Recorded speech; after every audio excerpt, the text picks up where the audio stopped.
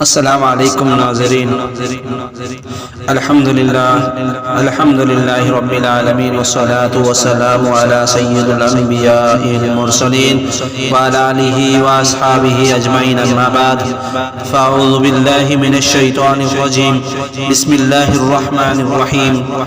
قال النبي صلى الله عليه وسلم وما خلقت الجن والإنس إلا ليعبدون، أو كما قال عليه الصلاة والسلام۔ قال النبي صلى الله عليه وسلم الدنيا سجن المؤمنين وجنة الكافرين۔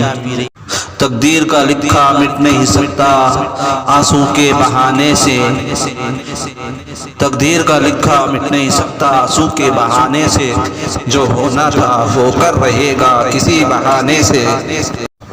یہ اللہ تعالیٰ کا بے انتہا فضل و کرم ہوا کہ اللہ تبارک و تعالیٰ نے ہمیں بہت قیمتی ایمان کی دولت سے نوازا ہے، اور محمد صلی اللہ علیہ وسلم خاتم الانبیاء ہیں۔ ان کے بعد اب قیامت تک کوئی نبی پیدا نہیں ہوگا۔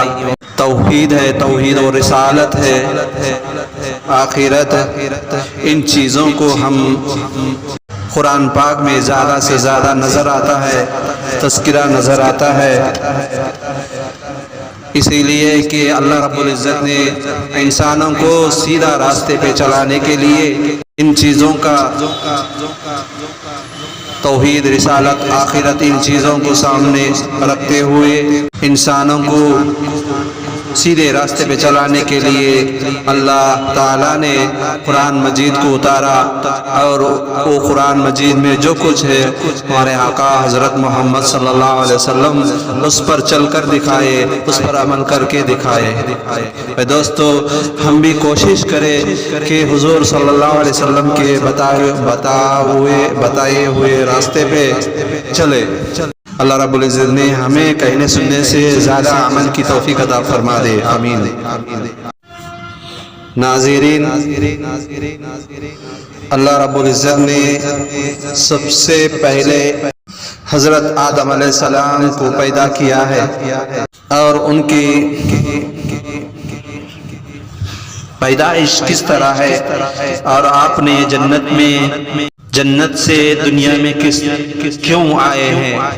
حضرت آدم علیہ السلام کی پیدائش کے بعد ایک عرصہ تک جنت میں تنہا رہتے ہوئے بے چین محسوس کرنے لگے، تو تسلی کے لیے اللہ تعالیٰ نے ان کی بائیں پسلی سے حضرت حوا رضی اللہ تعالیٰ عنہ کو پیدا کیا ہے، اور دونوں کو حکم دیا گیا ہے اس درخت کے علاوہ جنت کی تمام نعمتوں کا استعمال کرو۔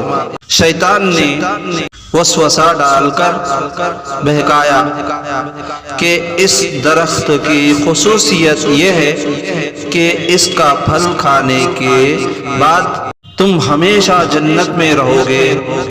یہ کہہ کر شیطان نے حضرت حوا رضی اللہ تعالیٰ عنہ کو بہکا دیا، چنانچہ شیطان کے دھوکے میں آ کر انہوں نے اس درخت کا پھل کھا لیا۔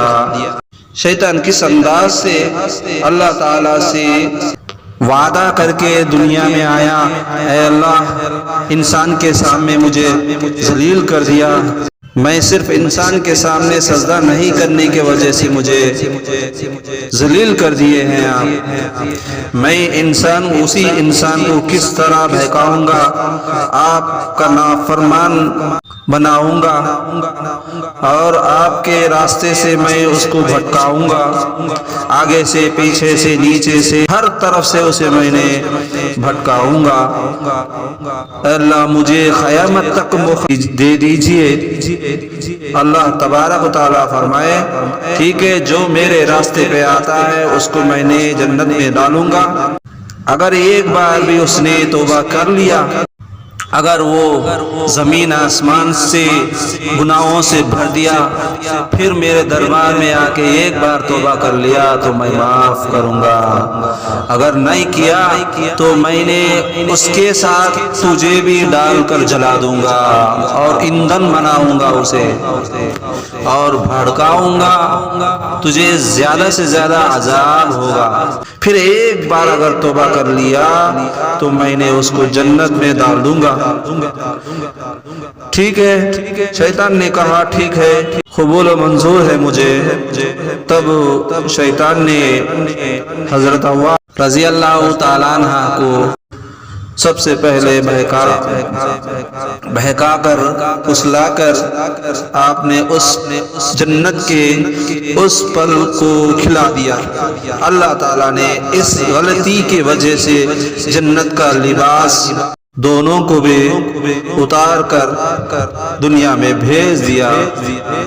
حضرت آدم علیہ السلام اپنی غلطی پر بہت شرمندہ ہوئے اور ایک مدت تک توبہ و استغفار کرتے ہوئے اللہ کے سامنے گڑ گڑاتے روتے رہے۔ پھر اللہ تعالیٰ نے ان کی توبہ کو قبول فرمایا۔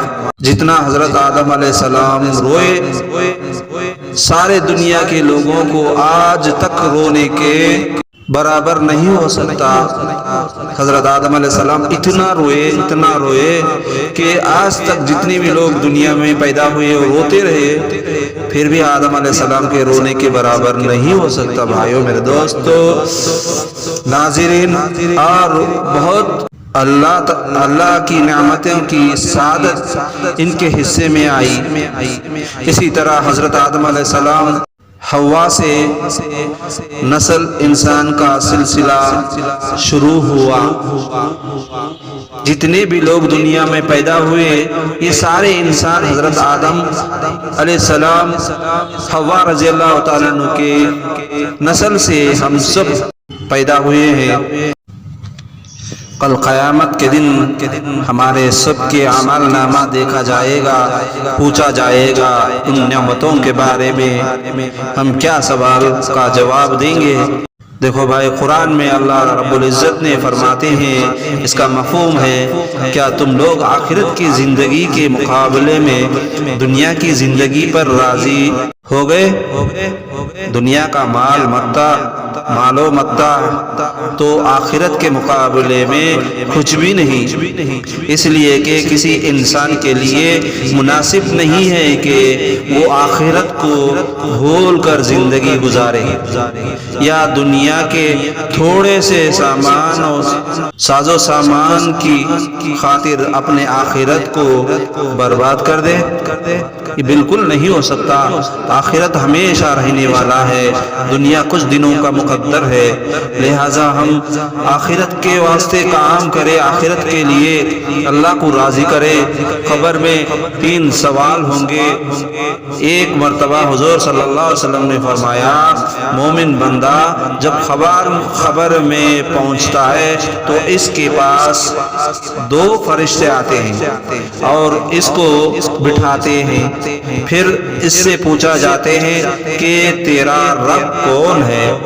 وہ کہتا ہے کہ میرا رب اللہ ہے۔ پھر پوچھتے ہیں کہ تیرا دین کیا ہے؟ وہ دین پر اگر چلے گا، اللہ اور رسول کے دین پر اگر چلے گا، وہ کہے گا میرا دین اسلام ہے۔ پھر پوچھتے ہیں تمہارا نبی کون ہے؟ وہ کہتا ہے کہ محمد صلی اللہ علیہ وسلم کو آخری نبی کہے گا اور خاتم الانبیاء کہے گا، اور ان کے بعد کوئی نبی پیدا نہیں ہونے والے کہے گا۔ تو سمجھو اس نے دنیا آخرت کو پا لیا، جنت کو حاصل کر لیا، اللہ اور رسول کو راضی کر لیا اس نے۔ اسی لیے ہم اللہ اور رسول کو راضی کریں، اللہ اور رسول کو راضی کریں اور آپ صلی اللہ علیہ وسلم کے طریقے پہ چلے تو وہ دنیا اور آخرت میں کامیاب ہو گیا، اللہ اور رسول کو راضی کرنے والا بن گیا۔ اللہ تعالی ہمیں کہنے سننے سے زیادہ عمل کی توفیق عطا فرما دے۔ ناظرین، اگر یہ ویڈیو اچھی لگی تو لائک، کامنٹ، شیئر، اور نئے لوگ ہو تو ضرور سبسکرائب کرنا نہ بھولیں، اور بھی مزید ویڈیوز بنانے کی